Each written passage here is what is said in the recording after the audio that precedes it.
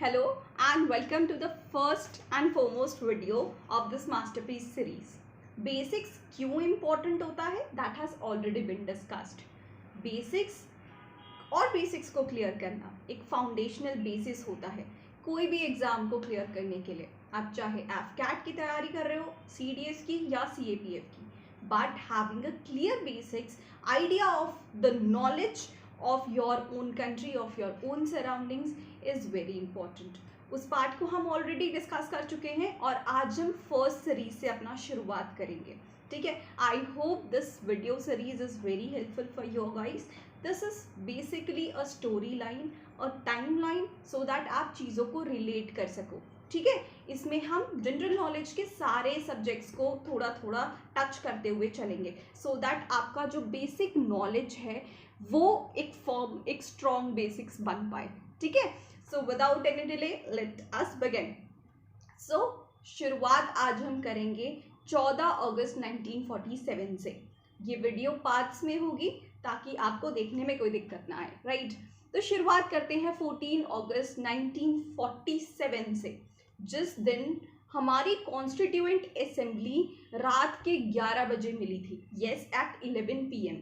पहले तो डिसाइड हो गया था कि दोनों पाकिस्तान और इंडिया को हम 14 अगस्त को आज़ाद कर देते हैं, इंडिपेंडेंट कर देते हैं, but because of some religious issue कोई पंडितों ने बोला कि 14 अगस्त is not good date for India, वो शुभ नहीं है, राइट।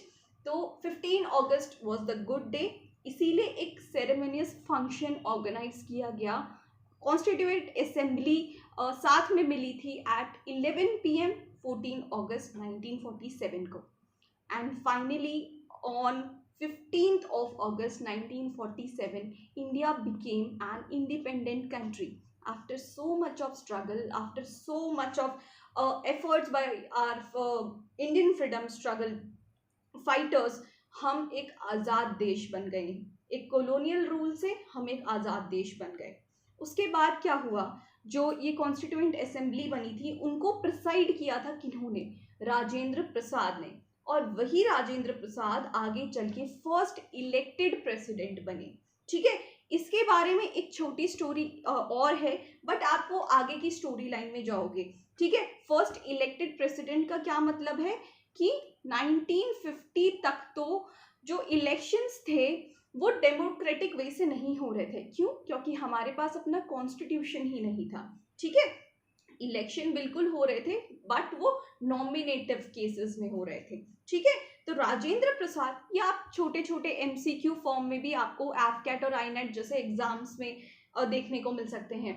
और anyways this series is extremely important for your SSBs as well. ठीक है, SSBs में as I have discussed in our previous video, ये सारी की सारी चीज़ें आपको आएंगी कहाँ पे?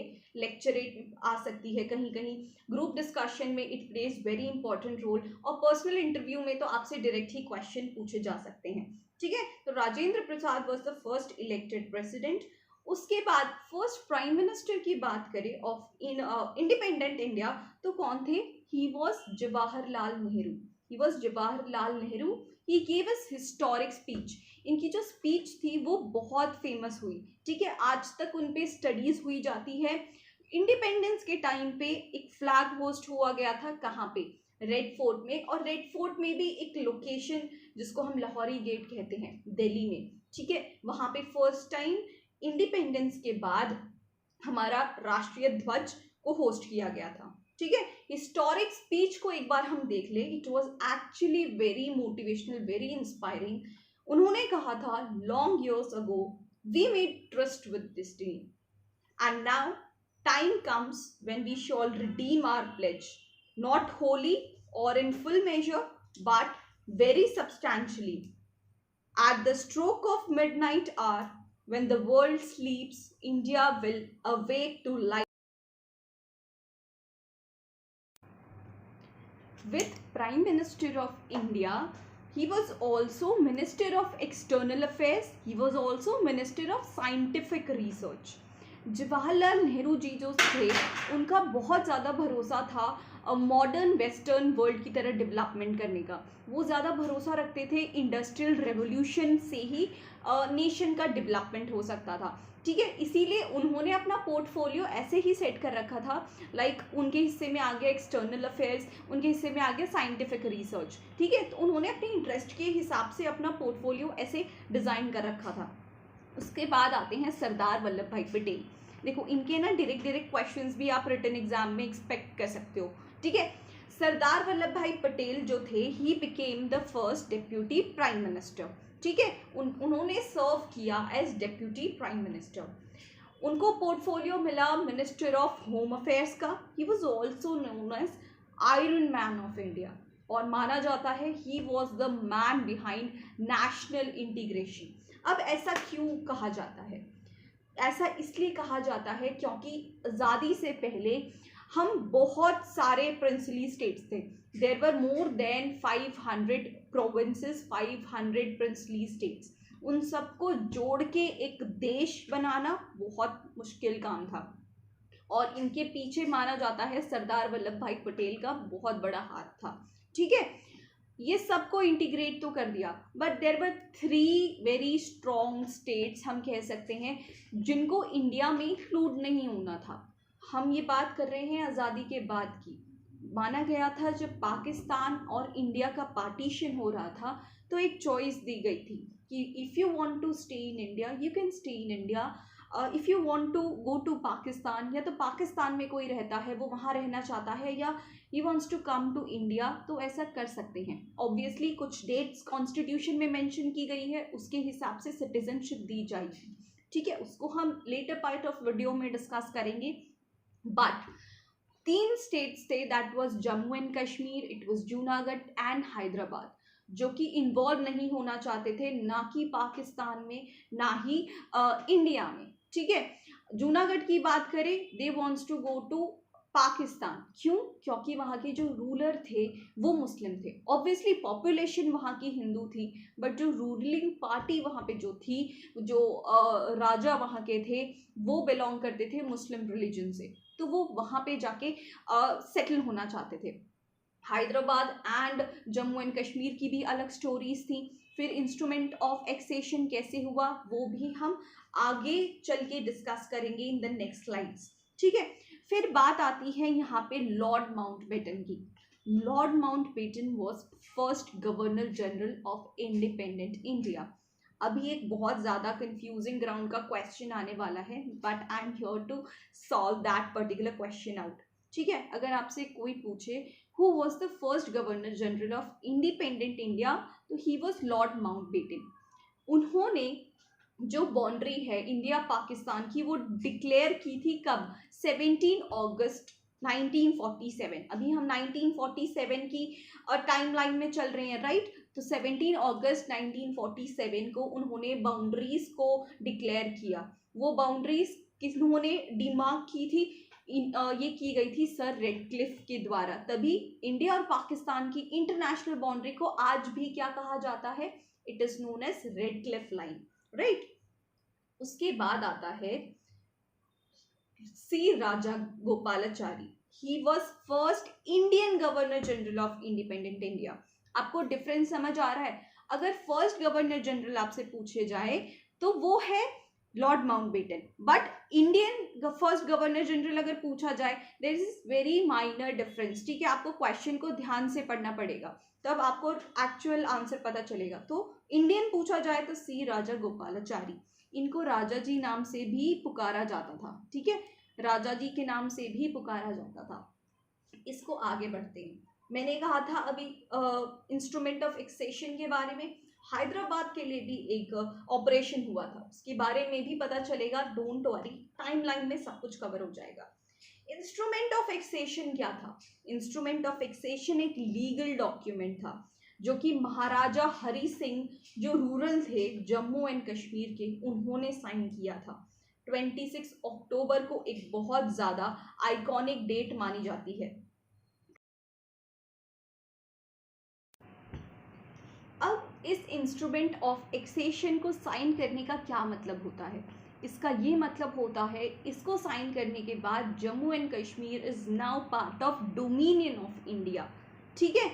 Dominion of India. अब ये डोमिनियन का क्या मतलब होता है वो भी I will be telling you, just see this.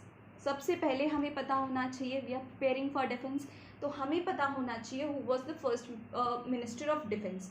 He was Sardar Baldev Singh. ठीक है, मैं यहाँ पे लिख भी दे रही हूँ for your convenience. He was Sardar, pardon me for my little bad handwriting. ठीक है, but I belong to pharma background, तो इतना तो शायद कंसेशन मुझे मिल सकता है, राइट.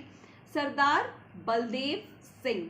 ठीक है, he was in minister of defence, उन्होंने मिनिस्ट्री ऑफ डिफेंस को संभाला था.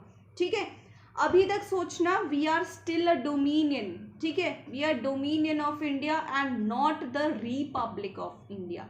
रिपब्लिक ऑफ इंडिया हम कब बने थे? 26 जन 1950 को. थोड़ा सा होल्ड ऑन करते हैं, टाइमलाइन अभी बाकी है. मतलब डोमिनियन ऑफ इंडिया क्या है?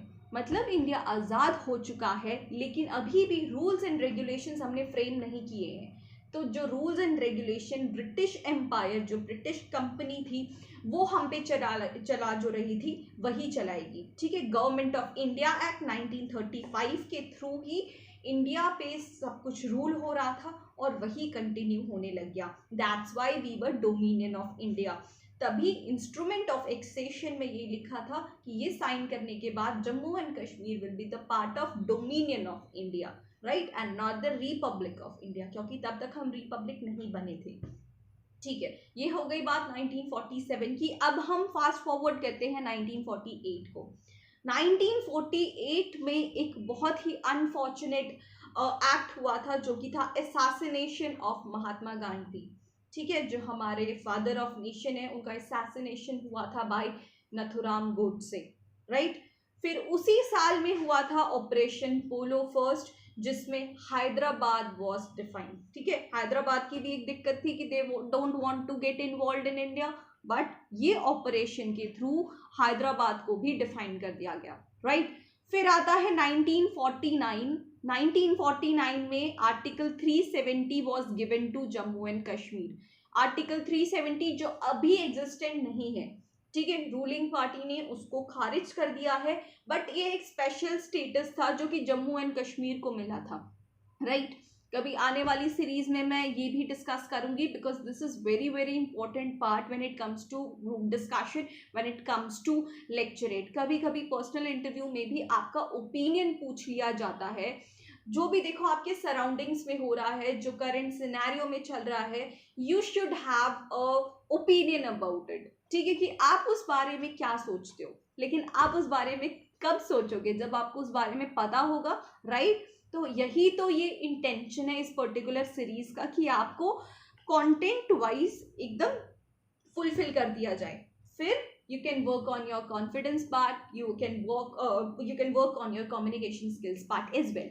ठीक है, और 1949 में एक और अच्छी चीज ये हुई थी कि कॉन्स्टिट्यूशन को अडॉप्ट किया गया था 26 नवंबर को, राइट. अडॉप्ट किया गया था, इनैक्ट नहीं हुआ था. ठीक है, mind you, it was not enacted, it was adopted, right. फिर 1950 में तो ऑलरेडी वी हैव डिस्कस 26 जन 1950, 26 जन को जब हम अपना रिपब्लिक डे मनाते हैं, द रीजन इज उस दिन हमारा कॉन्स्टिट्यूशन इनैक्ट हुआ था. ठीक है, राइट. फिर आता है 1951. अभी 1951 में क्या हुआ है? 1951 में हमारा फर्स्ट 5 ईयर प्लान लॉन्च हुआ था.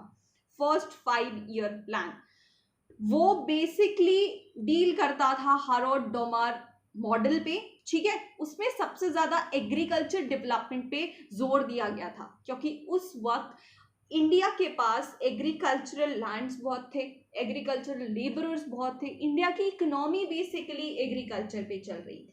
ठीक है, एग्रीकल्चर की डेवलपमेंट पे ध्यान दिया जा रहा था. And this was very successful plan, जिसमें ग्रोथ 3.6% अचीव की गई थी. टारगेट पता है क्या था? 2.1% टारगेट था और 3.6% की ग्रोथ हमको मिली थी यहाँ पे.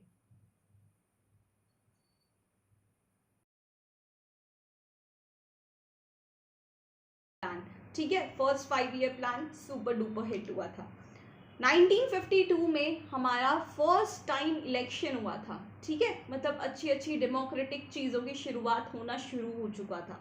दिस वाज 1952 एंड 1954 में हमारा एक पंचशील एग्रीमेंट साइन हुआ था. पंचशील एग्रीमेंट साइन हुआ था between India and China. India और चाइना के बीच में एक और इम्पॉर्टेंट फैक्ट है, लेकिन वो मैं तभी बताऊंगी जब चाइना वाला फैक्टर यहाँ पे इंक्लूड होगा, राइट. इंटरेस्ट बनाए रखना, बहुत इंटरेस्टिंग चीज़ें स्टार्ट होंगी. This is just the beginning of series. Later on we will also include very much important as well as interesting facts. Okay, so 5 agreement sign हुए थे जिसको पंचशील एग्रीमेंट कहा जाता है. 5 क्लॉजेस थे उसमें, ठीक है. एग्रीमेंट एक था, 5 क्लॉजेस थे. First was mutual respect for each others territorial integrity and sovereignty, जिनकी बहुत बुरी तरह से धज्जियां उड़ा चुकी है चाइना ने, ठीक है. अभी हम देखेंगे कैसे. म्यूचुअल नॉन एग्रेशन, बिल्कुल भी एग्रेसिव नहीं होना है, कोई भी इंटरफेरेंस नहीं चाहिए एक दूसरों के इंटरनल अफेयर्स में. अब आप रिलेट कर सकते होंगे कि चाइना ने कभी भी इस चीज़ों को फॉलो नहीं किया है. equality and mutual benefit, peaceful coexistence, these were the 5 very important clauses of Panchsheel Agreement being signed between India and China in the year of 1954. फिर आता है डायरेक्टली 1956. 1956 में सेकेंड ईयर प्लान आ जाता है, सेकेंड 5 ईयर प्लान, राइट, जिसका main focus था industrial development. First था agricultural development, second हम आ जाते हैं इंडस्ट्री पे. हैवी इंडस्ट्री सेटअप हुई थी, लेकिन ये प्लान पीछे चल रहा था. जिस तरह से फर्स्ट 5 ईयर प्लान सक्सेसफुल था, इस तरह से उन्होंने टारगेट कंप्लीट नहीं किया, ठीक है. 4.5% का टारगेट ग्रोथ था, जबकि ग्रोथ अचीव जो हुआ दैट वाज 4.27% ओनली. और दूसरी चीज क्या हुई 1956 में, स्टेट रीऑर्गेनाइजेशन एक्ट पास हुआ था. स्टेट रीऑर्गेनाइजेशन एक्ट के अंतर्गत बहुत सारे स्टेट्स का फॉर्मेशन हुआ था on the basis of linguistic languages के आधार पे सारे स्टेट्स बने थे, ठीक है. जैसे मराठी बोलने वाले महाराष्ट्र में हो गए, गुजराती बोलने वाले गुजरात से हो गए. इस तरह से भाषा के आधार पे स्टेट्स का डिफरेंशिएशन हुआ था. Then we should come to 1961. 1961 में हमारा आता है operation Vijay. Don't worry, will make separate video for all the operation of Indian army. But जैसे टाइमलाइन में आता है तो आपको चीज़ें रिलेट करके पढ़ना, जो मैं हमेशा अपनी स्ट्रैटेजीज में प्रेफर करती हूँ, रेकमेंड करती हूँ, तो आपको उसका ज़्यादा आइडिया हो जाएगा, ठीक है. 1961 में ऑपरेशन विजय से गोवा को लिबरेट कराया गया. Goa was the colony of Portuguese people, ठीक है. तो ऑपरेशन विजय के थ्रू हमने गोवा को लिबरेट किया. फर्दर 1987 में गोवा को स्टेटहुड मिला. That is all different story, but we should know about Operation Vijay. Very very important operation, ठीक है. फिर आता है 1962, जो कि इंडियन हिस्ट्री में एक बहुत शर्मनाक ईयर रहा है हमारी इंडियन गवर्नमेंट के लिए, एक इंडियन आर्मी के लिए भी, ठीक है. इंडियन चाइना वॉर हुआ था, जिसको हम सिनो इंडो वॉर भी कहते हैं, ठीक है. जो इंटरनेशनल बाउंड्री लाइन है बिटवीन इंडिया एंड चाइना, उसको कहते हैं मैकमोहन लाइन. और लद्दाख, ईस्टर्न लद्दाख के साइड में अब उसको कहते हैं line of actual control. This is different than line of control. Line of control, ये एक चीज को क्लैरिफाई कर लो, लाइन ऑफ कंट्रोल इंडिया और पाकिस्तान को डिफरेंशिएट करता है. Line of actual control differentiate करता है इंडिया और चाइना को, ठीक है. तो China actually wants to claim some areas of Arunachal Pradesh and Aksai Chin. इसी की वजह से वॉर हुआ था, ठीक है. और इसी में हमारे बहुत सारे जो परम वीर चक्र की गाथाएं थी वो बाहर आई थी, उनको भी हम डिस्कस करेंगे आगे. 1965, 1967 वॉर्स के बारे में, ग्रीन रेवोल्यूशंस के बारे में स्टिल टू डिस्कस, बट इनको हम आने वाली वीडियो में डिस्कस करेंगे. Guys, this is it for today's video. I hope आपको ये क्रोनोलॉजी बहुत अच्छी लगी होगी. इस पीडीएफ को डाउनलोड करने के लिए आप डिफेंस मीडिया ऐप को डाउनलोड कर सकते हो. That's it. Good bye.